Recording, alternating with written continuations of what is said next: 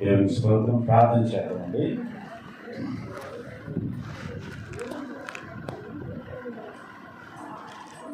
Okay, ప్రార్థన చేద్దాము. పరిశుద్ధుడైన మా దేవ, ఈ పరిశుద్ధమైన నామమునకు వందనాలు చెల్లించుకుంటున్నాం నాయన. జీవము గల తండ్రి నాయన, యొక్క ఆదివారము ఈ పిల్లలుగా మేము కూడి పాటల ద్వారా ప్రభువుని స్తుతించి ఈ యొక్క నా తండ్రి కృపను పెట్టి నాయన నిన్ను స్తుతించి మరి ఈ మాటలో ఆత్మీయు జీవమునయున్నాయని లేఖనం ద్వారా మీరు మాకు వివరించారు. ఈ వాక్యమే స్వస్థపరచును అని, మా బాధలలో నెమ్మదిని కలుగు చేస్తుందని, ఆ వాక్యము నీ మాట మాకు విశ్వాసాన్ని కలగజేస్తుందని, ఈ మాటే మా ప్రవర్తనలన్నింటినీ శుద్ధి చేస్తుందని నాయన మీరు ఇచ్చిన మాటలను బట్టి నిన్ను స్తుతిస్తూ, ఇదిగో ప్రభువా, కూడి ఉన్న నీ పిల్లలకు నీ సేవకుడినైనా నేను మరి వాక్యం చెప్పడానికి నిలబడి ఉండగా మీరు నాతో మాట్లాడి నన్ను బలపరిచి నీ పిల్లలని బలపరచుకొని నేను నీ పిల్లలు అందరూ కలిసి నిన్ను నీ కుమారుడైన క్రీస్తును మహిమపరచేటట్లు మాకు అటు మనస్సాక్షి మాకు అనుగ్రహించమని యేసుక్రీస్తు వారి పేరట ప్రార్థన అడిగి వేడుకుంటున్నాను మా పరమ తండ్రి. ఆమేన్.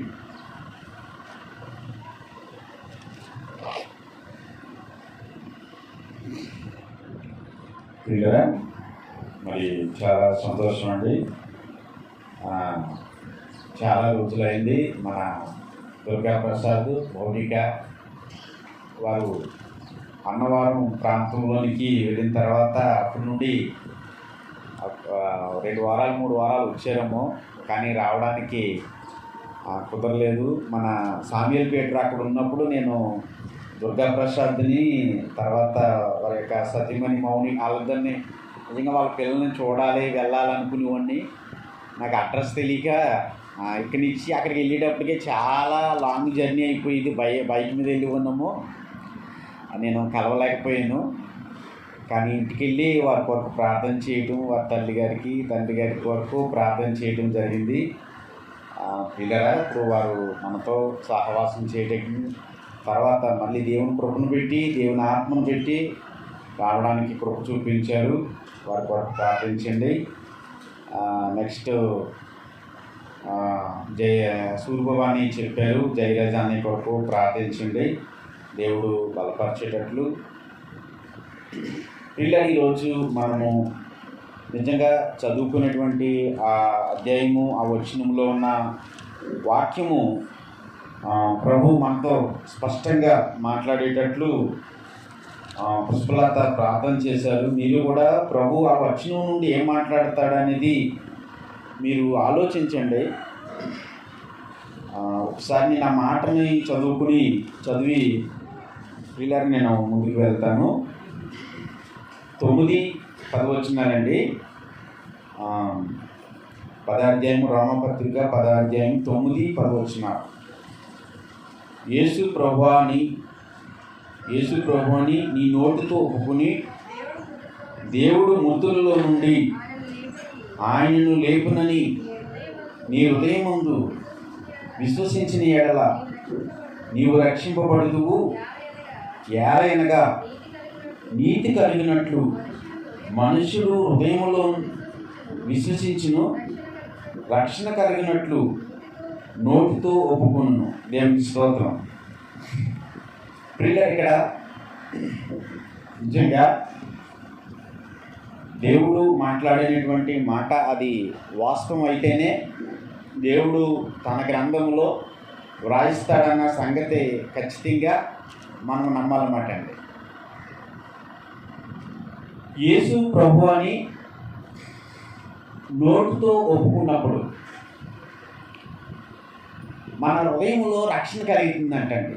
అది ఎలాగంటే యేసు ప్రభువా అని నోటితో ఒప్పుకున్నప్పుడు హృదయంలో విశ్వసించాలన్నమాట అండి. హృదయంలో విశ్వసించడం ఏంటి? నోటితో ఏం ఒప్పుకోవాలంటే యేసు ప్రభువా నేను పాపిని, నువ్వు దేవుని కుమారుడు, నా కొరకు సిలువైపడ్డావని నోటితో ఒప్పుకుంటాం. ఇలా ఒప్పుకున్నప్పుడు మన జీవితంలో ఏం జరుగుతుందంటే మన హృదయంలో ఏం జరుగుతుంది? రక్షణ జరుగుతుందన్నమాట. ఈ రక్షణ అనేది ఆత్మకు జరుగుతుందన్నమాట పిల్లరా. ఈ రక్షణ దేనికి జరుగుతుంది చెప్పండి? ఆత్మకు రక్షణ మాట అండి. ఇంకా అపోస్తుల కార్యాల్లో కూడా ప్రభు మాట్లాడారు. విశ్వాసము ద్వారా హృదయ పవిత్రత అని 15వ అధ్యాయము 9వ వచనంలో అక్కడ మాట్లాడారు. అపోస్తుల కార్యములు 10వ అధ్యాయము 43లో యేసు ప్రభు దేవుని నామాన్ని విశ్వసించడం వలన మనకి పాప క్షమాపణని వినండి, జాగ్రత్తగానండి, పాప క్షమాపణ అని చెప్పారు. 44లో పరిశుద్ధాత్ముడు మనల్ని హత్తుకున్నాడని అక్కడ రాయబడింది ప్రియుల. పరిశుద్ధాత్ముడు మనల్ని హత్తుకున్నాడన్నమాట అండి. 47, 48 వచ్చినారు. స్వరూపు ఒకసారి నిలబడు. స్కూల్కి వెళ్ళినప్పుడు ఏం చేస్తారు? లేట్కి వెళ్తే ఏం చేస్తారు మాస్టర్? చెప్తానా? ఏం చేస్తారు? నిలబెడతారా ఈ మధ్య? చెప్పుడు నిలబెడతారా మాస్టర్లో? అవి లేదు, టీచర్లు నిలబెడుతున్నారా? లేట్కి వెళ్ళిందని నిలబెడతారా? నువ్వు చెప్పు. మిమ్మల్ని అయితే నిలబెట్టరా? ఓహో, పెద్దోళ్ళు అయిపోయారు, కానీ దేవుడు మాత్రం నిలబెడతారు రోజు. సరే కూర్చో. రైట్. ఇప్పుడు పిల్లలు ఆలోచించండి.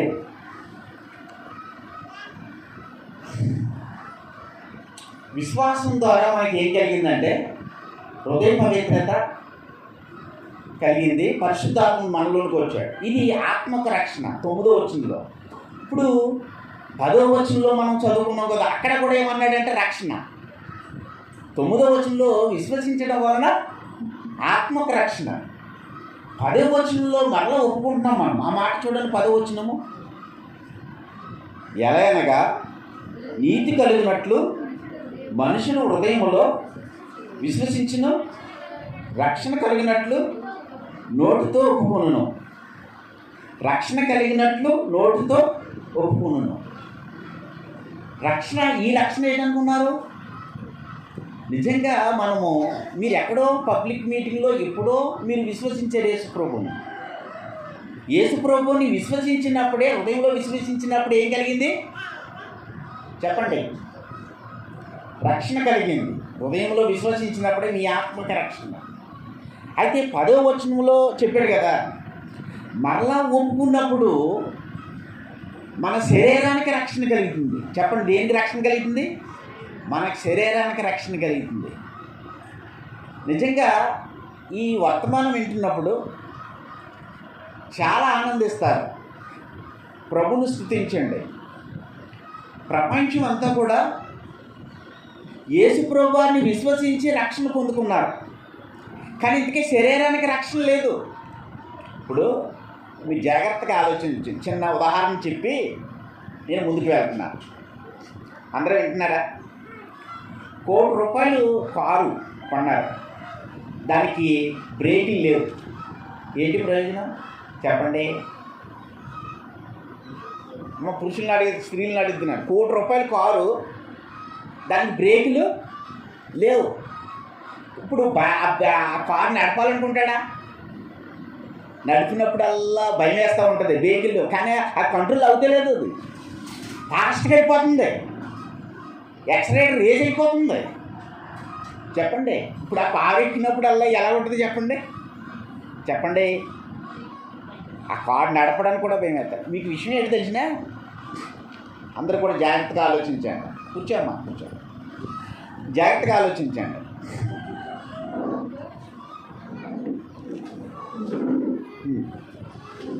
ఇప్పుడు యేసు ప్రభు వారిని విశ్వాసం ద్వారా రక్షణ అందరికి ఉంది. కానీ ఏమి లేదంటే శరీరానికి రక్షణ లేదు, అంటే జీవించలేకపోతున్నారు. వీళ్ళని ఆలోచించండి. జీవించాలని దేవుడు ఏం చేశాడంటే, దేవుడు ఎంత మంచివాడంటే యేసు ప్రభు సంఘం ఇచ్చాడు. జీవించాలని ఆయన యొక్క శరీరం ఇచ్చాడు. మనం జీవించాలనే ఆయన రక్తం ఇచ్చాడు. ఇక పరిశుద్ధాత్మ ఆదరణకర్తని ఇచ్చాడు. ఆ పరిశుద్ధాత్మ ఆదరణకర్త ఎవరిలో ఉన్నాడంటే పిల్లరా మనలోనే ఉన్నాడు. ఎవరిలో ఉన్నారు? మీలో ఉన్నాడా లేదా పరిశుద్ధాత్ముడు? చెప్పండి. ఉన్నాడా లేదా? ఉన్నాడా? ఎస్. రోమపత్రిక, కొరింథీ మొదటి పత్రిక చూడండి. కొరింథీ మొదటి పత్రిక, కొరింథీ మొదటి పత్రిక 11వ అధ్యాయము 28, 29 వచనాలు చూడండి.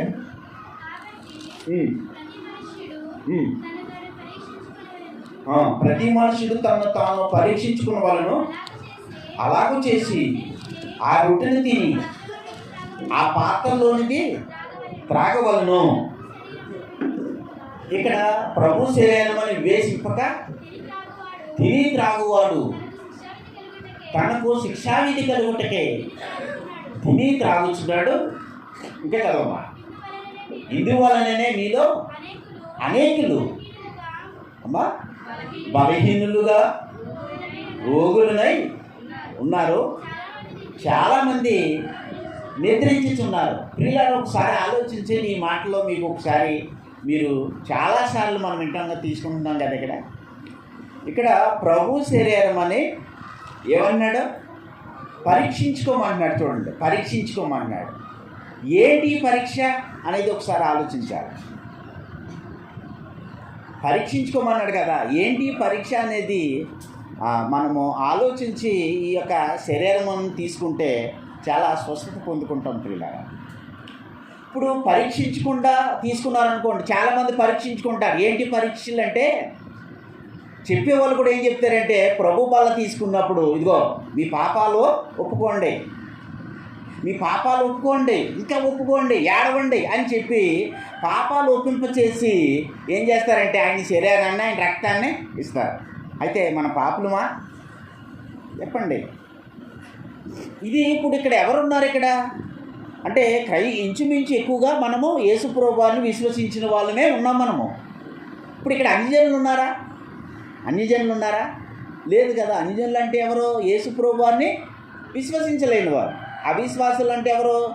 యేసు ప్రభువుని విశ్వసించలేని వారు. ఇక్కడ అన్యజనులు కానీ అవిశ్వాసులు కానీ ఉండరు. మీరు యేసు ప్రభువుని విశ్వసించారు, మీరు యేసు ప్రభువుని అంగీకరించారు కాబట్టి, హృదయంలో విశ్వసించారు కాబట్టి లేఖనాన్ని పెట్టి మీరు హృదయ పవిత్రత కలిగి ఉన్నారు. మీరు పాప విమోచన జరిగింది. మీలో పరిశుద్ధాత్ముడు ఉన్నాడు. విశ్వాసం ద్వారా మీరు కుమారులుగా తీర్చబడ్డారు. దేవుని స్తోత్రం. ఇప్పుడు దేవుని కుమారులుగా మీరు ఉన్నారు ఇక్కడ. మరి దేవుని కుమారులుగా ఉన్న మనము, నీతిమంతులుగా ఉన్న మీరు, పవిత్రులు ఆత్మపూర్ణులైనటువంటి మీరు, మరి ఇక్కడ మీరే కాదు, మనమే కాదు, మొత్తం భూమి మీద ఎన్ని సంఘాలు అయితే ఉన్నాయో అన్ని సంఘాలు కూడా విశ్వాసం ద్వారా వాళ్ళు రక్షణ పొందారు. కానీ వాళ్ళు ఏం చేస్తారంటే పాపిని, ఘోర పాపిని అని ఒప్పుకుంటారు. ఇది పరీక్ష. అంటే పరీక్షించుకోవడం అంటే ఇది అనుకుంటారు ప్రియులారా. ఇక్కడ చూడండి, కొరింథీ పత్రికలో మనం చూస్తున్నటువంటి పరీక్షించుకోవడం అంటే అది కాదండి. ప్రియులారా ఆలోచించండి. పరీక్షించుకోవడం అంటే ఏంటంటే, దేవా నేను పాపిగా ఉన్నప్పుడు నా పాపములన్నీ కూడా నీ శరీరం మీద వేసుకుని సిలువలో నా కొరకు ప్రాణం పెట్టి నువ్వు నీ శరీరాన్ని అంతా కూడా నలగొట్టించుకుని ఇదిగో నీ శరీరాన్ని రొట్టిగా నువ్వు ఇచ్చావు, నీ రక్తాన్ని నాకు ఇచ్చావు నాయన అని జ్ఞాపకం చేసుకోవాలన్నమాట. పరీక్షించుకోవడం అంటే అది. ఆలోచించండి. ఇప్పుడు ఎవరైనా మనకు ఒక అవయం ఇచ్చారనుకోండి, ఇక్కడ ఈ డప్పు కొట్టారనుకో, నా శబ్దం ఎవరు ఉంటారు, బాబు ఈ అమ్మాయి నా మమ్మీకి ఇచ్చేయండి, కొట్టకూడదు మరి డప్పు, అమ్మ ఇలా చూడు నువ్వు డప్పు కొట్టదు. అయినా మీరు ఇక ఈ అమ్మాయి ఇక్కడ ఉందనుకో, నా ప్రశ్న ఎవరు ఏంటో ఈవిడ మొహం వచ్చి వస్తారు అందరూ, ఇచ్చే తమ్ముడు ఇచ్చేయండి అమ్మా. ఆలోచించండి. ఇప్పుడు పరీక్షించుకోవాలి. ఏం పరీక్షించుకోవాలి? ప్రభు శరీరాన్ని ఇడుస్తున్నప్పుడు, ప్రభా నా పాపముల కొరకు నీ శరీరం విరవబడింది నాయన. చూడండి, ప్రభు ద్రాక్షరసం నీ దగ్గరికి వస్తున్నప్పుడు, ప్రభా నీ రక్తం నా పాపముల కొరకే నీ రక్తం చిందించావా నాయన, కొత్త నిబంధనలోనికి చేర్చావు నాయన, నీ రక్తం ద్వారా నన్ను నీతిమంతుడిగా నన్ను మార్చావు నాయన అని మనము ఎంచుకోవాల్సినటువంటి సందర్భం ప్రియులారా. మనం ఇక్కడ అది జ్ఞాపకం చేసుకోవాలి. వింటున్నారు జాగ్రత్తగానే. ఇప్పుడు నేను ఎగ్జాంపుల్ చెప్తున్నాను చూడండి, జాగ్రత్తగా వింటున్నారు అందరనే. ఇప్పుడు ఎవరికైనా ఒక కిడ్నీ ఇచ్చారనుకోండి, ఒక స్నేహితుడికి కిడ్నీ ఇచ్చారనుకోండి, ఆ కిడ్నీ తీసుకునేవాడు ఆ పేషెంట్ మర్చిపోగలుగుతాడా? ఎట్టి పరిస్థితిలో మర్చిపోలేడు ప్రియులారా. బ్లడ్ ఇస్తేనే మనం మర్చిపోలేం కదా. ఆపదలో ఉన్నప్పుడు ఒక 10,000 కానీ 10 లక్షలు కానీ ఇచ్చాడు అనుకోండి, మర్చిపోగలుగుతామా? నేను ఇంతకు ముందు కూడా చెప్పాను, అదేంటంటే ₹1,00,00,000 అప్పు అయ్యారు. ₹1,00,00,000 అప్పు అవుతున్నప్పుడు స్నేహితుడు వచ్చి, ఇప్పుడు ఈ ₹1,00,00,000 అప్పు అయినటువంటి వ్యక్తి ఏం చేస్తున్నాడంటే, ఈ వడ్డీ ఎలా కట్టాలి, అసలు ఎలా తీర్చాలని, అసలు నేను మాట్లాడుతున్నాను, అసలు టెన్షన్లో ఉంటారుండ్రా, ₹1,00,00,000 టెన్షన్లో ఉంటారుండ్రా. చాలా మామూలు టెన్షన్గా స్ట్రెస్ వచ్చేస్తుంది మొత్తం. చాలామంది ఉన్నారు, చాలామంది ప్రాణాలు కూడా కోల్పోయిన వాళ్ళు ఉన్నారు, అవునా కదా? ఓకే, జాగ్రత్తగానండి. ఒక స్నేహితుడు వచ్చి, నా ప్రాణ స్నేహితుడా, నువ్వు ₹1,00,00,000 ఇవ్వక్కర్లేదు. విషయం ఏంటంటే నువ్వు వడ్డీ కూడా ఇవ్వక్కర్లేదు. నేను ఏం చేస్తున్నానంటే ఆ ₹1,00,00,000 వడ్డీ కూడా నేనే చెల్లించేస్తున్నాను, నువ్వు ఒక పైసా ఇవ్వక్కర్లేదని చెప్పాడు.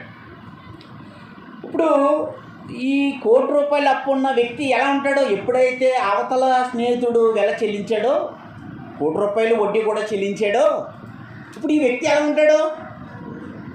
స్ట్రెస్లో ఒత్తిడిలో ఉన్న ఈ వ్యక్తి ఎలా ఉంటాడంటే చాలా ఆనందంగా ఉంటాడు, అవునా కదా? ఆనందంగా ఉండడా? చెప్పండి. ఉంటాడు ప్రియులారా. ఇంకొక విషయం తెలిసినా, ప్రభు బల్ల దగ్గర మీరు కూడుకున్నప్పుడు మీకు ఏం గుర్తుకు రావాలో తెలిసినా నిజంగా ఆలోచించండి ప్రియులారా. మీరు ఆలోచిస్తారు, ఎందుకంటే మీరు విశ్వాసం ద్వారా మీరు నీతిమంతులు కాబట్టి, దేవుని కుమారులు కాబట్టి ఖచ్చితంగా మీరు ఆలోచన చేస్తారు. ఈ ఆలోచన బయట వాళ్ళకి రాదు. వాళ్ళ పాపములో ఉన్నారు, పాప జ్ఞాప్తి గల మనస్సాక్షితో ఉన్నారు వాళ్ళు. కానీ ఖచ్చితంగా ప్రభు మీకు మాత్రం ఇస్తారు. మీరు ఆలోచిస్తారు. మీరు ఆలోచించవలసింది ఏంటంటే, మీరు యేసుప్రభు యొక్క శరీరాన్ని, యేసుప్రభు యొక్క రక్తాన్ని మీరు తీసుకున్నప్పుడు మీరు ఏం ఆలోచన చేయాలంటే, ప్రభా ఆదాము పాపం కొరకు ధర్మశాస్త్రం విధిలో నుండి నువ్వు నీ మీద వేసుకుని నేను చెల్లించవలసిందంతా కూడా నువ్వు సిలువలో నా కొరకు వీటన్నిటినీ చెల్లించావు నాయన. నీకు కృతజ్ఞతాస్థుతులు నాయన, నీకు స్తోత్రములు నాయన. నీ శరీరాన్ని నాకు ఇచ్చావు ప్రభువా, నీకు స్తోత్రములు. నీ రక్తాన్ని నాకు ఇచ్చావు ప్రభువా, నీకు స్తోత్రములు అని మీరు కృతజ్ఞతాస్థుతులు చెల్లించి పరీక్షించుకుని ఈ శరీరాన్ని తీసుకోవాలి. దేవునికి స్తోత్రం. సరే, ఇలా తీసుకోకుండా యేసు ప్రభువా నేను పాపిడి, ఘోర పాపిడి అని అంటున్నారంటే వీళ్ళు ఏమనుకుంటున్నారు? అసలు వడ్డీ కూడా చెల్లించేశాడు. వీళ్ళు ఏమంటున్నారు? వడ్డీ కడుతున్నారు, అంతే కదా? కనుక ప్రియులారా ఆలోచించండి. ప్రభు శరీరం అని వివేచించి తీసుకోవటం అంటే, ప్రభా నా కొరకు నువ్వు వెల చెల్లించావని తీసుకోవటం. దేవుని స్తోత్రం. ఇప్పుడు నేను ఇంకో మాట అంటున్నాను అక్కడ, ప్రభు శరీరం అని వివేచింపక, అమ్మా కూర్చోండి, అమ్మా కూర్చో అటు ఇటు తిరగకూడదు. Okay, right. ఇప్పుడు ప్రభు శరీరం అని వివేచింపక తిని త్రాగువాడు బలహీనులను రోగులను ఎందుకు అయిపోతున్నాడు చెప్పండి. అసలు మీరు ఆలోచించండి ప్రియులారా. అసలు నేను నిజంగానే క్రైస్తవుడు బలహీనతలేంటి, క్రైస్తవుడు రోగేటి, క్రైస్తవుడు అంటే జీవించుచున్నామన్న పేరు మాత్రం ఉన్నది కానీ మూర్తుడు అనేటట్టుగా ఉన్నారు ఇప్పుడు. వాళ్ళ స్థితిగతులు కానీ వాళ్ళ ఆలోచనలు కానీ ఇలా ఉన్నారు ప్రియులారా. అయితే క్రైస్తవుడు దీనిలో లేడంటున్నాను నేను అనేది. ఎందుకంటే గుర్తుపెట్టుకోండి, మన పాపములన్నీ కూడా ఆయన శరీరం మీద వేసుకుని శిలువ మీదకి వెళ్ళి పాతి పెట్టాడు ప్రియులారా. పాతి పెట్టిన వాటిని క్రైస్తవులు వివేకం లేక గ్రహింపు లేక ఏం చేస్తున్నారంటే తవ్వుకుంటున్నారు. చూడండి మీకు అర్థమవుతుంది ప్రియులారా మాట. పేతురు మొదటి పత్రిక, అందరూ కూడా బైబిల్ తీయండి. పేతురు మొదటి పత్రిక 2వ అధ్యాయము 24వ వచనం చదవండి. మనం పాపముల విషయమే చనిపోయి నీతి విషయమే జీవించినట్లు ఆయన తానే తన శరీరమందు మన పాపములను ఎవరి పాపములు చెప్పండి, ఎవరి పాపంలో? పురుషులు చెప్పండి, పురుషులు చూడండి నా ఇంకా ఎవరి పాపములో? మన పాపములో. మీ పాపములు అనండి, అయిపోయింది. మీ పాపంలో స్త్రీలు ఎవరి పాపములో? నా పాపములు అనండి. మీ పాపములో నా పాపములో అందరి పాపములో ఎక్కడ పట్టుకెళ్ళాడు యేసు ప్రభు చెప్పండి? పట్టుకెళ్తాడా? పట్టుకెళ్ళిపోయాడు. అది ఈ వ్యత్యాసం తెలియడం లేదు, వేరియేషన్ తెలియడం లేదు. యేసు ప్రభు పట్టుకెళ్ళి ఆ వ్రాతరూపకమైనటువంటి వస్త్రమును ఆయన ఏం చేశాడంటే మేకులతో సిలువకు కొట్టి ఆయనతో జీవింపచేస్తాడట. కొలసీ పత్రిక 2వ అధ్యాయము 15వ వచనం. ప్రియులారా ఆలోచన, పట్టుకెళ్ళాడు ఆయన, కొట్టాడు, మేకులతో సిలువకు కొట్టాడు ప్రియులారా. కొట్టాడు కాబట్టి ఆ ప్రభుని మనం విశ్వసించాం కాబట్టి, మనం ఒప్పుకున్నాం కాబట్టి, హృదయంలో విశ్వసించాం కాబట్టి చెప్పండి ఇప్పుడు మనం దేనిలో చనిపోయాం? పాపములో చనిపోయి నీతి విషయంలో జీవించినట్లు అని అన్నాడు. అందరిని ఆయన చూడండి, పక్కకి అటు ఇటు తిరగకూడదు మొక్కము. ఇప్పుడు పాపాన్ని పెట్టి రోగం వచ్చిందా, రోగాన్ని పెట్టి పాపం వచ్చిందా? పాపాన్ని పెట్టి రోగం వచ్చింది కదా. ఇప్పుడు పాపాన్ని పెట్టి పాపములు ఎప్పుడైతే చనిపోయామో రోగం ఉంటుందా? అదే అంటాను, ఇందాక నేను చెప్పాను కదా 9వ వచనంలో, రోమపత్రిక 10:9వ వచనంలో మనం యేసుప్రభువుని హృదయంలో విశ్వసించడం వలన మన ఆత్మకు రక్షణ వచ్చింది. ఈ శరీరములో మనం ఎంచుకోవడం వలన మన శరీరానికి రక్షణ. అర్థమైందా? అర్థమైపోతే రెండోసారి చెప్తాను జాగ్రత్తగానంటే. ఇప్పుడు మనం హృదయంలో విశ్వసించడం వలన మన ఆత్మకు రక్షణ వచ్చింది. మన శరీరంలో మన రక్షణ గురించి అంటే యేసు ప్రభు మన కొరకు ఏం చేశాడో, మనల్ని ఎంత ప్రేమించాడో తెలుసుకోవడం వలన మన శరీరానికి ఏమొస్తుంది? రక్షణ వస్తుంది ప్రియులారా. ఆలోచించండి. అదే అన్నాడు, మీరు పాపం విషయంలో చనిపోయి నీతి విషయంలో జీవించినట్లు. గుర్తుపెట్టుకోండి, మీరు పాపం విషయంలో ఎప్పుడైతే చనిపోయారో రోగంలోనూ కూడా చనిపోయారు. యేసు ప్రభు బాగా ఆలోచించండి, యేసు ప్రభు మీ పాపముల కొరకు వెల చెల్లించాడు. నెక్స్ట్ రోగం కొరకు కూడా చెప్పండి వెల చెల్లించాడు. రోగం కొరకు పాపం కొరకు వెల చెల్లించి రోగం కొరకు వెల చెల్లించాడా, చెల్లించలేదా? చెప్పండి. వెల చెల్లించాడు. ఎందుకంటే కింద ఉంది కదా, నా గాయము వలన మీకు స్వస్థత కలుగును అని లేఖనంలో రాయబడింది ప్రియులారా. ఆలోచించండి. దేవుని స్తోత్రం. మీరు నిజంగా క్రైస్తవుడు విశ్వాసి ఎలా ఉంటారంటే, యేసు ప్రభు వారిని విశ్వసించి యేసు ప్రభు గురించి తెలుసుకునే వాళ్ళందరూ కూడా ఎలా ఉంటారంటే పాపం విషయంలో చనిపోయి నీతిమంతులుగా జీవిస్తారు. నీతిమంతులుగా ఉండాలి కాదు, మనము నీతిమంతులము ఎక్కడంటే రోమా 5వ అధ్యాయం 9వ వచనంలో ఆయన రక్తం వలన నీతిమంతులుగా తీర్చబడి మరింత నిశ్చయముగా ఉగ్రతలో నుండి రక్షింపబడదు అన్నాడు. మనం నిశ్చయముగా చెప్పుచున్నాను అన్నాడు యేసు ప్రభు. యేసు ప్రభు అయితే నిశ్చయముగా చెప్తే చాలామంది ఏమంటారంటే, అప్పుడు చూడండి క్రాంతి గారు ఇప్పుడు ఇంటర్వ్యూ ఇస్తున్నాడు కదా పెద్ద పెద్ద క్రైస్తవులకి, పెద్ద పెద్ద బోధకులకు ఇంటర్వ్యూ ఇస్తున్నాడు. ఇంటర్వ్యూలో కాంతి గారు ఏమన్నారు, మీరు పరిశుద్ధుల నీతిమంతులు అంటే అనేదేంటి ఏమంటున్నారు, మేము పరిశుద్ధులం కాదండి నీతిమంతులం కాదండి అంటున్నారు. చెప్పండి, మేము నీతిమంతులం కాదు పరిశుద్ధులం కాదని అంటున్నారు పెద్ద పెద్ద బోధకులే. దీన్ని ఆచరణ చేసుకుని రాధా మనోహర దాసు ఏమన్నాడు, ఒరే మీరు పాపులరా, మీరు గొర్రెలు, మీరు పాపులు అన్నాడు. మీరు గుర్తుపెట్టుకోండి, ఎవరైనా సరే మిమ్మల్ని అన్నాడు అనుకో, 1 by 1 లేఖనాలు చూపించండి. మన పాపులు అంటే ఎదుటికి ఎంత లోకమండి.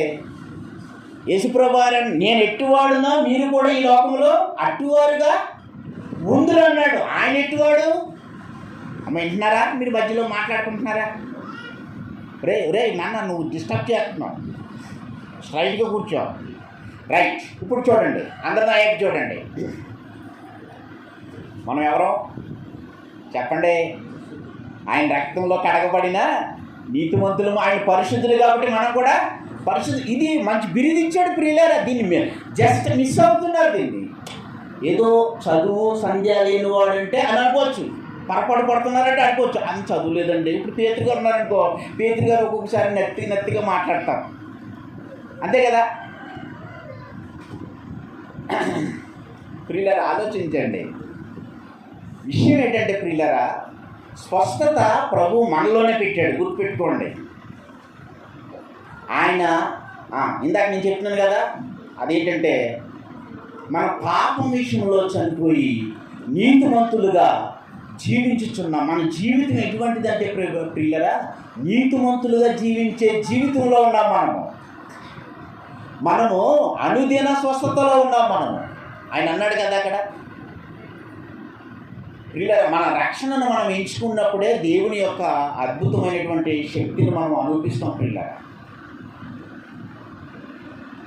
మన రక్షణను మనం గుర్తుపెట్టుకోలేకపోయామనుకోండి, మనం ఒప్పుకోలు సరిగా లేదనుకోండి, మనం ఎక్కడికి వెళ్ళిపోతామంటే శిక్షా విధిలోనికి వెళ్ళిపోతాం. అదే అన్నాడు, మీరు బలహీనులను రోగులను చాలామంది నిద్రించుతున్నారు. ఎందుకు బలహీనులు, ఎందుకు రోగులు అయిపోతున్నారు వీళ్ళు చెప్పండి. ఒప్పుకోలు సరిగా లేదు. ఒప్పుకోలు సరిగా లేదంటే ఏం ఒప్పుకోవాలి వీళ్ళకి? పాపజ్ఞాప్తి గల మనసాక్షితో వెళ్ళిపోతున్నారు. ఏంటంటే ప్రభు బల దగ్గరికి కూడా వెళ్ళినప్పుడు ఏమన్నారంటే, ప్రభా నేను పాపిని, ఘోర పాపిని అని ఒప్పుకోలులోకి వెళ్ళిపోతున్నారు. కానీ మనం ఆ ఒప్పుకోలలో లేము. ఆ ఒప్పుకోలలో లేము ప్రియులారా. అంటే నేను ఏమన్నానంటే, సరైనటువంటి మన ఒప్పుకోలు కరెక్ట్గా ఒక మంచి పునాది మీద వేసుకుంటే మన శరీరానికి కూడా స్వస్థత పొందుతాం ప్రియులారా. ఆలోచించండి. దేవుని స్తోత్రం. అదే మన శరీరములో మన అహం అనేది, మన మన మన స్వభావం అనేది చచ్చిపోయే వరకు కూడా ప్రభు మనల్ని అడుగుతూ ఉంటాడు ప్రియులారా. మనల్ని అబ్జర్వేషన్ చేస్తూ ఉంటాడు అన్నమాట. చూడండి, మీకు అర్థమవుతుంది ఈ మాట. ఒకసారి చూడండి, మార్కు సువార్త ప్రియులారా, అందరూ కూడా బైబిల్ తీయండి. మార్కు సువార్త 7వ అధ్యాయము. మార్కు సువార్త 7వ అధ్యాయము 27-28 వచనాలు. ఎవరైనా కరెక్ట్గా నీట్గా చదివే వాళ్ళు చదవండి. ఒకరు అమ్మా చదువు తల్లి.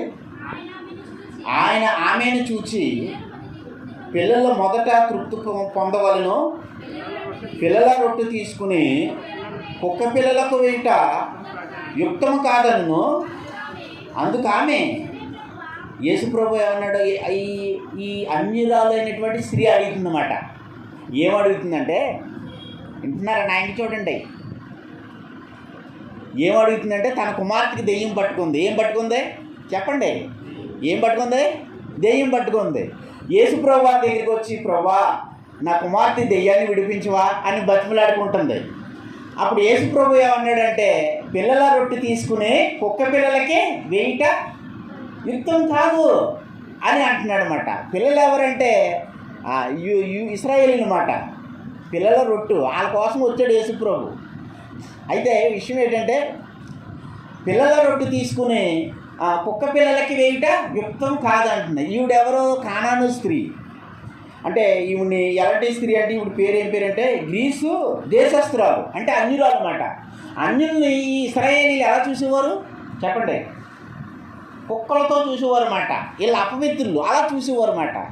అందుచేతన యేసు ప్రభు ఏమన్నాడంటే, పిల్లల రొట్టె తీసుకుని కుక్క పిల్లలకి వేయుట చెప్పండి యుక్తం కాదా నేను, అందుకామె నిజమే ప్రభువా, అయితే కుక్క పిల్లలు కూడా బల్ల క్రింద ఉండి పిల్లలు పడవేయు రొట్టె ముక్కలు తినును కదా అని ఆయనతో చెప్పును. చూసారా ఈవిడ తగ్గింపు ఎలా ఎంచుకుంటుందో, అంటే ఎలా ఎంచుకుందంటే కుక్కతో పోల్చుకుంటుంది ఈవిడ. ప్రభా నిజమే ప్రభా, మేము కుక్క పిల్లలమే, యజమానులు మరి వాళ్ళ పిల్లలు తినే రొట్టె ముక్క కింద పడిపోతాయి కదా, ఆ కింద పడిపోయినటువంటి రొట్టె ముక్కలు అవి కుక్క పిల్లలు కూడా తింటాయి కదా ప్రభా అని అక్కడ తగ్గించుకుని మాట్లాడింది. ప్రియులారా ఆలోచించండి, దేవుని స్తోత్రం. ఏం మాట్లాడింది? తగ్గించుకుని మాట్లాడుతున్నప్పుడు 29వ వచనంలో ఆయన ఏ మాట అంటున్నాడో చూడండి ప్రియులారా. అందుకు ఆయన ఈ మాట చెప్పినందున వెళ్ళుము. ఈ మాట అంటే ఎప్పుడు కూడా దేవుడు ప్రభు ఎప్పుడు కూడా మనలో నుండి ఏ మాట వస్తుందని చూస్తూ ఉంటాడు ప్రియులారా. నీ మాటను బట్టే నువ్వు నీతిమంతురాలు అని తీర్చబడదు, నీ మాటను బట్టే నువ్వు అపరాధు అని తీర్చబడదు అని యేసు ప్రభు వారు అన్నారు. అంటే మన మాట ఎలా ఉన్నదో చూస్తాడు ప్రియులారా. ఎన్ని స్కానింగ్ చేసినా, ఎన్ని ఎక్స్రే తీసినా డాక్టర్ ఏమడుగుతాడు? మన కంప్లైంట్ అడుగుతాడు. మన కంప్లైంట్ని బట్టే వైద్యం చేస్తాడు, లేకపోతే స్ట్రేట్ దాని ఏంటి వైద్యం వేరే రకంగా వెళ్ళిపోద్ది, అంతే కదా. మన మాటను పెట్టే వైద్యము. ఇక్కడ ఆమె ఒప్పుకోలుని పెట్టి ఆమెకి పలుకుతున్నాడు యేసు ప్రభు, పలుకుతున్నాడు ప్రియులారా. ఆలోచించండి, ఆమె ఏమన్నదంటే 29లో ఏమన్నదంటే 28లో ఏముంది? నిజమే ప్రభువా. అంటే నిజమే ప్రభు అంటే దానికి అర్థం ఏంటి? అందరి నాయకు చూడండి, నేను అడుగుతున్నాను నిజమే ప్రభువా అంటే మనం రోమపత్రిక 10:9 ఏమని మనం అనుకున్నాం? యేసు ప్రభువా అని నీ నోటితో ఒప్పుకుంటే నీ హృదయంలో చెప్పండి రక్షణ కలిగిందని రాయబడింది. ఈవిడేముంది? ప్రభువా అని అన్నది. ప్రభువా అని అన్నప్పుడు ఈవిడికి రక్షణ వచ్చింది ప్రియులారా. ఇప్పుడు కూడా యేసు ప్రభువా అని చాలా రెఫరెన్స్లు ఉన్నాయి. యేసు ప్రభువా అని ఒప్పుకుంటే ఆమె రక్షణ నిజంగా యేసు ప్రభుని అంగీకరించింది ప్రియులారా, అన్యురాలు. అయితే ఎప్పుడైతే యేసు ప్రభువా అని ఒప్పుకుందో నిజంగా 29లో ఆవిడికి భరోసా అవుతున్నాడు అనమాట. అందుకు ఆయన ఈ మాట చెప్పున, ఈ మాట ఏంటంటే యేసు ప్రభువా అని ఒప్పుకునేటువంటి మాట చెప్పున ఆమెతో చదవండి, వెళ్ళుము, దెయ్యము నీ కుమార్తెను వదిలిపోయినదని ఆమెతో చెప్పును. ఆమె ఇంటికి వచ్చి తన కుమార్తె మంచం మీద పండుకుని ఉండుటయు దయ్యం వదిలిపోయి ఉండుటయు చూచెను. ఏం చూసిందట? చూడండి ఏం చూసింది? ఆమె కుమార్తె స్వస్థత పొంది దెయ్యం వెళ్ళిపోవట చూచెను అని రాయబడింది ప్రియులారా. ఎప్పుడు కూడా మీరు ఆలోచించండి, ఫస్ట్ ఆమె అడిగింది, కానీ యేసు ప్రభు స్వస్థపరిచేసాడా? స్వస్థపరచలేదు. పిల్లల రొట్టె తీసి కుక్క పిల్లలకి వేయట యుక్తం కాదన్నాడు ప్రియులారా. ఆలోచించండి. అయితే ఆమె ప్రభువా అన్న తర్వాత కుమార్తెగా మారిందన్నమాట. అప్పుడు రొట్టె ఆమెకు తన కుమార్తెకి కూడా రొట్టు వెళ్ళింది ప్రియులారా. ఆ రొట్టు చాలా శ్రేష్టమైనది. ఎప్పుడు వెళ్ళిందంటే కుక్కగా అంత తగ్గించుకుని వెళ్ళిపోయింది. దావీదు మహారాజు కూడా ఏమన్నాడంటే, దేవా నేను కుక్కనంటి వాడిని అని కుక్కతో పోల్చుకున్నాడు. ఎవరు అంటే దావీదు మహారాజు. నిజంగా ఎలా ఉన్నాడంటే సౌలు తవ్వుతున్నప్పుడు దావీదు కూడా ఎలాగైపోయాడంటే పరిగెత్తడం మొదలెట్టాడు. సౌలు రాజు తవ్వుతున్నాడు దావీదుని, దావీదు ఏం చేస్తున్నాడు? పరిగెత్తడం మొదలుపెట్టాడు. అంటే దావీదు సౌలుని కొట్టలేడేంటి? గొలియాతునే తల నరికాడు. కత్తి పట్టుకుంటే 10,000 మందిని లేపేశాడు. ఆ గొలియాతుని కొట్టలాకే కదా సౌలు మనలో ఎవరైనా ఉన్నాడా అని అని అని ఎదురు చూశాడు. అప్పుడు దావీదు ప్రత్యక్షమయ్యాడు. ప్రియులారా ఒకసారి ఆలోచించండి, నేనేం చెప్తున్నానంటే దావీదు సౌలుని కొట్టలేడా? కొడతాడు. కానీ దేవుని అభిషేకించిన వాణిని నేను చంపుట ఎలా అని తన యొక్క ఆ మనసుని ఎలా ఉన్నాడంటే తగ్గించుకున్నాడు. పిల్లలు ఆలోచించాడు. మీకు విషయం తెలిసిన ఇప్పుడు పెద్ద పెద్ద బాధకులుగా సేవకులుగా ఉన్న వాళ్ళందరిలోనూ రక్షణ ఉంది, పరిశుద్ధాత్ముడు ఉన్నాడు, అభిషేకం ఉంది. అయితే ప్రత్యక్షత లేదు, ప్రియులారా. దాన్ని బట్టి మనం ఎప్పుడు కూడా ఒకరిని కించపరిచి మాట్లాడే పని మనం చేయకూడదు. అంటే మనం ఎప్పుడు కూడా మనం యేసుప్రభు గురించి నేర్చుకోవాలి. మన పరిశుద్ధత, మన పవిత్రతను ప్రజలకు, సమాజానికి చూపించడానికి మనం చూపించాలి. మనం జీవించినప్పుడు ఖచ్చితంగా గొప్ప కార్యాలు జరుగుతాయి. ఇక్కడ జరిగినటువంటి గొప్ప కార్యం ఏంటంటే, యేసుప్రభు ఎప్పుడు ఆమె జీవితంలో గొప్ప కార్యం చేశాడంటే, ప్రభా మేము కూడా కుక్క పిల్లలమే, యజమానులు తినే రొట్టు ముక్కలు కుక్క పిల్లలు కూడా తింటాయి కదా ప్రభా, మాకు ఈ ప్రభా అని బతిమలాడుతుందన్నమాట. రొట్టు ముక్క కొరకు బతిమలాడుతుంది, ఇంతకని యేసు ప్రభు మాట కొరకు భయపడుతుంది. పిల్లలు ఆలోచించండి, మీకు అర్థమవుతుంది. ప్రభుని స్తుతించండి. అందరూ ఒకసారి నా ఏపు చూసి నేను అడిగిన దానికి సమాధానం చెప్పండి. దేవుని యొక్క బలము, దేవుని యొక్క శక్తి ఎప్పుడు ప్రారంభం అవుతుంది చెప్పమంటారా? మన బలం అంతా అయిపోవాలి, మన శక్తి అంతా అయిపోయినప్పుడే దేవుని శక్తి ప్రారంభం అవుతుంది. యేసుప్రభు శక్తి, యేసుప్రభు బలం ఎప్పుడు అవుతుందంటే, మనలో ఎప్పుడు స్టార్ట్ అవుతుందంటే మన శక్తి అంతా అయిపోవాలి. మన శక్తి, మన బలం ఉన్నప్పుడు దేవుని శక్తి ఎంటర్ అవ్వదు. మీరు గుర్తుపెట్టుకోండి. దేని పెట్టి మాట చెప్పవచ్చు అంటే, రోమపత్రిక ఆ మాట చూడండి. రోమపత్రిక ఆ మాట చెప్పి నేను మీకు దీనికి ఆన్సర్ ఇస్తాను అన్నమాట. రోమపత్రిక 10వ అధ్యాయం 3వ వచనం చూడండి. వారు దేవుని నీతిని నెరగక తమ స్వనీతిని స్థాపింప పూనుకొనుచు దేవుని నీతికి లోబడలేదు. ఇప్పుడు అందరూ ఎలా చూడండి. ఇప్పుడు మీ స్వనీతిని స్థాపించాలనుకున్నారనుకో, మీ ఆలోచనలు మన స్వనీతి నెరవేరాలనుకున్నారనుకోండి, దేవుని నీతి మనకేం రాదంట. దేవుని నీతి దొరకదు, రొట్టు ముక్క దొరకదు మనకి. మీకు ఒక విషయం తెలిసిన, ఈ మాట ఎవరి గురించి చెప్తున్నాడు అనుకుంటున్నారు చెప్పండి? ఈ మాట ఎవరి గురించి చెప్తున్నాడు? ఇశ్రాయేలు గురించి చెప్తున్నాడు. అందరేనండి, అందరేనండి. అసలు యేసుప్రభు ఎవరి కోసం, ఎవరిలో నుండి వచ్చాడు? ఇశ్రాయేలీలో నుండి వచ్చాడు యేసుప్రభు, యూదులలో నుండి వచ్చాడు యేసుప్రభు. కానీ యూదులు వాగ్దాన పుత్రులే, రక్షణ ఉంది వాళ్ళకి, యూదులకి. కానీ యూదులు యేసుప్రభు వారిని అంగీకరించలేదు. అది పాయింట్. వాళ్ళ పిల్లలే, కానీ మేము పవిత్రులము, మంచివాళ్ళము అని అనుకుంటున్నారు. వాగ్దానం ఉంది వాళ్ళకి, కానీ మేము వాగ్దాన పుత్రులము, మా తండ్రి అబ్రహాం అని అనుకుంటున్నారు. అయితే అబ్రహాము వాగ్దానాన్ని పెట్టి వాళ్ళు పిల్లలుగా ఉన్నారు, అబ్రహాం పిల్లలుగా ఉన్నారంతే. ప్రియులారా, వాళ్ళు ఏం చేశారంటే, వాళ్ళు ఏమనుకున్నారంటే, వాళ్ళ స్వనీతిని స్థాపింపబూనుకునుచు. చెప్పండి, ఏం పూనుకునిచి ఉన్నారట? వాళ్ళ స్వనీతి. అంటే మేము నీతిమంతులము, మేము పరిశుద్ధులము, మేము వాగ్దాన పుత్రులు అని అనుకుంటారు. ఇంతకని ప్రియులారా ఆలోచించండి. వాళ్ళు ఇలాంటి స్వభావంలో ఉంటున్నారు కాబట్టి వాళ్ళు ఏ నీతిని గ్రహించలేకపోతున్నారు చెప్పండి? దేవుని నీతి. దేవుని నీతి అంటే దేవుని నీతి యేసుప్రభు వారిని వాళ్ళు గ్రహించలేకపోతున్నారు అన్నమాట, గ్రహించలేకపోతున్నారు. వాళ్ళ స్వనీతిని పూనుకునుచున్నారే తప్ప యేసుప్రభు వారిని గ్రహించలేకపోతున్నారు ప్రియులారా. అందుకని యేసుప్రభు అంటాడు, శాస్త్రుల నీతి కంటే పరిసయ్యుల నీతి కంటే మీ నీతి చెప్పండి అధికముగా ఉండవలెను అని అన్నాడు. అంటే శాస్త్రుల నీతి, పరిసయ్యుల నీతి ఏ నీతి? అది మోషే ద్వారా వచ్చినటువంటి నీతి. దానిలో జీవితం లేదు. శాస్త్రులు, పరిసయ్యులు ఆ నీతిలో జీవితం లేదు. అంటే ప్రేమ లేదు, ప్రేమించలేరు. ప్రేమ దేనిలో ఉన్నదంటే శాస్త్రుల నీతి కంటే, పరిసయ్యుల నీతి కంటే దేవుని నీతిలో ఉంది ప్రియులారా. స్వస్థత కూడా దానిలో ఉంది, రొట్టెలు కూడా దానిలోనే దొరుకుతాయి.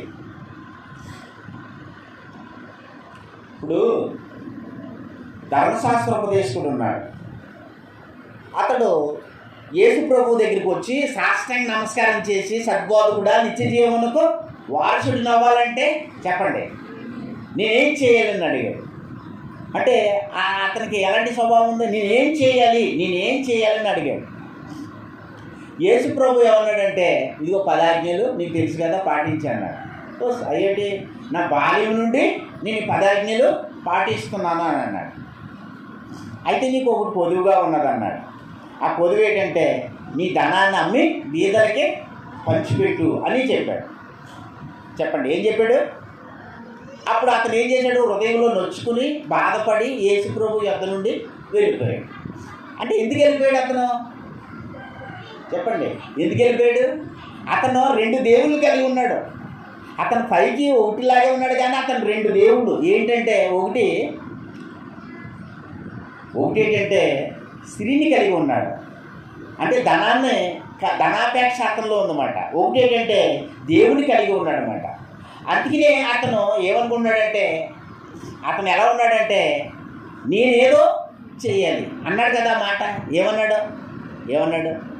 ప్రభా నిత్య జీవానికి వారసుడిని అవ్వాలంటే నేనేం చేయాలనుకునే ప్రతి ఒక్కడికి కూడా ఏమిస్తాడంటే వాళ్ళ స్వనీతిని పెట్టి అడుగుతున్నాడు. వాళ్ళకి ఏమిస్తాడంటే ధర్మశాస్త్రాన్ని ఇస్తాడు అన్నమాట. ధర్మశాస్త్రాన్ని పెట్టి ఎవరైనా సరే నీతిమంతుడు అవ్వగలుగుతాడా?